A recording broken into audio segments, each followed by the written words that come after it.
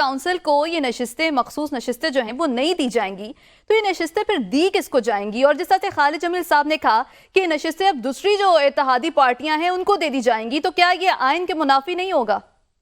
देखिए, already Pakistan peoples party, मुस्लिम league Nawaz और MQM, ये 3 जमातें हैं जिन्होंने, और JUIF 4 जमातें जिन्होंने इलेक्शन कमीशन ऑफ पाकिस्तान को अप्रोच किया है कि तनासुब के एतबार से अब ये जो खवातीन की मखसूस नशिस्तें हैं, क्योंकि ऐवान को खाली नहीं छोड़ा जा सकता, तो ये उनमें तकसीम की जाए, उनको हिस्सा बकदर जुस्सा दिया जाए।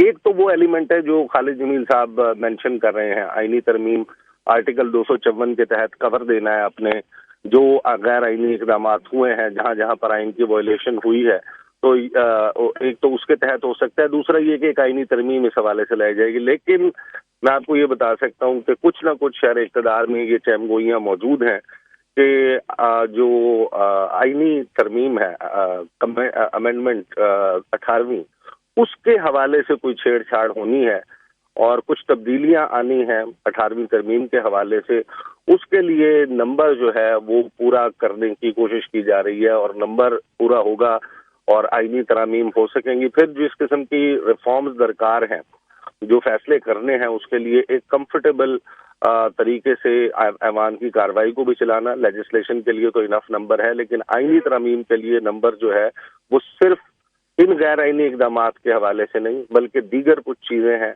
जो अभी जाहिर है कि थोड़ी सी प्रीमेच्योर स्टेज है। कुछ बातें FBR के हवाले से चल रही हैं, कुछ बातें जो हैं वो ओवरऑल जो गवर्नमेंट एम्प्लॉयज हैं, जो पेंशन है, बहुत सारे मामलात हैं जिनके ऊपर बातें चल रही हैं। तो ये चीजें आने वाले दिनों में इसी चीज से जुड़ी हुई नजर आएंगी।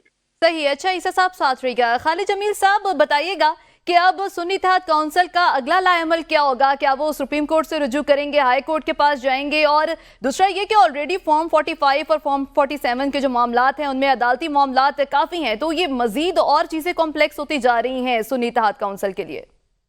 देखिए, इसमें तो कोई शक नहीं है कि जो 8 फरवरी को इलेक्शन हुए थे और उसके जो नताइज 9 फरवरी से जो बदलने का सिलसिला जारी हुआ था, ये उसी सिलसिले की एक कड़ी है और इसमें एक बड़ी वाज़ेह अक्सरियत और 2/3 अक्सरियत हासिल करना मकसूद था, जो ये किया गया है। इसमें अभी तहरीक इंसाफ या सुन्नी इत्तेहाद काउंसिल के पास एक ऑप्शन तो ये है कि वो हाई कोर्ट से रिव्यू करें, इस फैसले को चैलेंज करेंगे और वो 1-2 रोज में फौरी तौर के ऊपर चैलेंज करेंगे, क्योंकि अभी 9 मार्च को सदारती इलेक्शन भी होना है और ये वोट बड़ा मैटर करते हैं इसमें, क्योंकि 23 वोट नेशनल असम्बली के हैं और ये 23 के 23 वोट जो हैं ये सिंगल वोट नेशनल असम्बली में काउंट होता है प्रेसिडेंट के लिए। बलूचिस्तान, सेनेट और कौमी असम्बली में एक वोट शुमार होता है, जबकि पंजाब, सिंध और खैबर पख्तूनख्वा असम्बलियों में वो मजमूई जो उनकी तादाद है उसको 65 पे तकसीम करके फिर एक वोट बनता है। तो इस तरह से तो तकरीबन 6 वोट पंजाब में 1 वोट बनते हैं। इसी तरह सिंध में जो है कि वो कोई 3-4 वोट 1 वोट बनते हैं और KP के अंदर जो है कि वो कोई 2.5 वोट 1 वोट बनता है। तो इस तरह से ये कोई 81 के करीब नशिस्तें हैं, जिनमें से 23 नशिस्तें जो है कि वो नेशनल असम्बली में है। टोटल इसका इम्पैक्ट जो है वो 40 से 42 वोट हैं, जो प्रेसिडेंशियल इलेक्शन में भी इम्पैक्ट बड़ा डाल सकते हैं। तो एक इसका ये पहलू भी है। तो डेफिनेटली इसको मेरा ख्याल है कि 1-2 रोज के अंदर अंदर ही है इसको सुन्नी इत्तेहाद काउंसिल, तहरीक इंसाफ इसको चैलेंज करेंगे।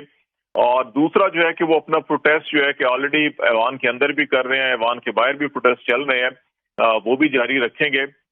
2 ही इनके पास अभी रास्ते हैं और तीसरा तो इनके पास कोई ऐसा रास्ता है नहीं है कि बाईकाट पहले भी पार्लियामेंट का करके देखा, लेकिन इस दफा जो है कि उन्होंने ये फैसला किया है कि वो बाईकाट नहीं करेंगे, अवाम के अंदर टफ टाइम देंगे हुकूमत को। तो इस पे अभी देखते हैं कि ये आजकल के अंदर PTI इसके ऊपर क्या अपनी स्ट्रेटेजी करती है, उसका अनाउंसमेंट भी आ जाएगी।